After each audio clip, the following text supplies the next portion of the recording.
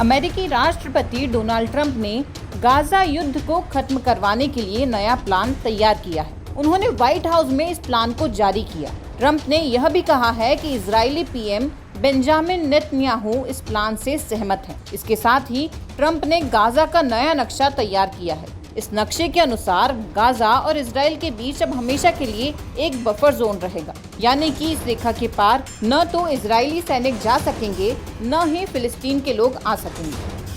Trump ने कहा कि इजराइल और अन्य देशों ने उनके द्वारा बताई गई रूपरेखा को स्वीकार कर लिया। ट्रंप ने कहा, अगर हमास इसे स्वीकार कर लेता है तो इस प्रस्ताव में सभी शेष बंधकों को तुरंत रिहा करने का प्रावधान है, लेकिन किसी भी स्थिति में 72 घंटे से ज्यादा समय नहीं लगेगा। इस प्रावधान के तहत हमास को सभी जीवित और मृत बंधकों को रिहा करना होगा। राष्ट्रपति ट्रंप द्वारा जारी नक्शे में 3 लाइनें हैं, नीली, पीली और लाल। इसके बाद बफर जोन है। नीली वो रेखा है जहां तक अभी इजरायली रक्षा बलों का नियंत्रण है। यह रेखा खान यूनुस के पास है। इसके बाद राफा से होकर पीली रेखा गुजरती है। इसे फर्स्ट विड्रॉल लाइन कहा गया है। इस पीली रेखा का मतलब है कि बंधकों के छोड़े जाने के साथ ही इजरायली सेना पीली रेखा तक आ जाएगी। इसके बाद सेकंड विड्रॉल लाइन है। ये लाल रेखा है, यानी कि सेकंड विड्रॉल के बाद इजराइल की सेना यहाँ आकर रुक जाएगी। इसके बाद बफर जोन शुरू होता है।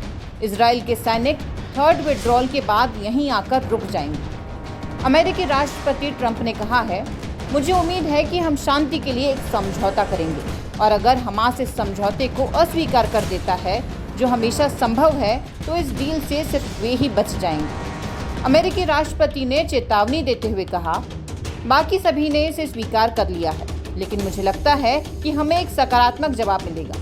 लेकिन अगर ऐसा नहीं होता है तो जैसा कि आप जानते हैं, बीबी, आपको जो करना होगा उसके लिए हमारा पूरा समर्थन है। प्रस्ताव में कहा गया है, इजरायली सेना बंधकों की रिहाई की तैयारी के लिए सहमत रेखा पर वापस लौट जाएगी।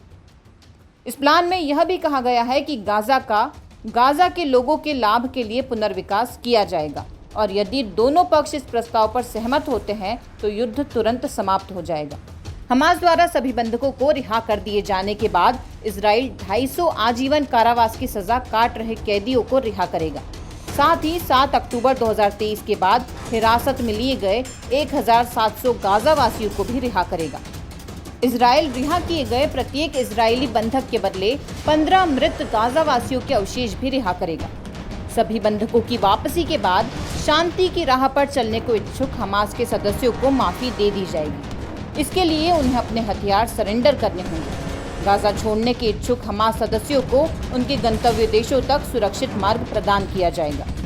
हमास और अन्य गुट इस बात पर सहमत हैं कि वे गाजा के शासन में प्रत्यक्ष, अप्रत्यक्ष या किसी भी रूप में कोई भूमिका नहीं निभाएंगे। सुरंगों और हथियारों उत्पादन सुविधाओं सहित सभी सैन्य, आतंकवादी और आक्रामक बुनियादी ढांचे को नष्ट कर दिया जाएगा और उनका पुनर्निर्माण नहीं किया जाएगा।